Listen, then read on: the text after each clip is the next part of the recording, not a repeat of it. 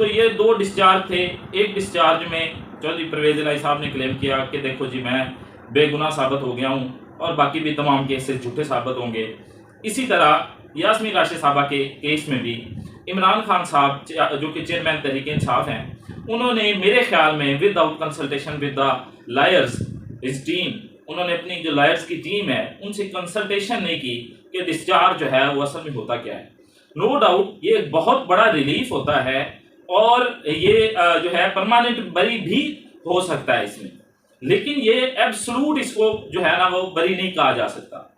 Absolute बरी acquittal जो होती है वो और चीज होती है और डिस्चार्ज जो है वो और चीज होती है। डिस्चार्ज किसी को जब किया जाता है तो वो दोबारा भी उसको अरेस्ट भी किया जाता है with the permission of court, अगर कोई ऐसी क्रेडिबल एविडेंस आ जाए और उसके खिलाफ जो है वो ट्रायल भी चल सकता है, केस भी उसके खिलाफ प्रॉपर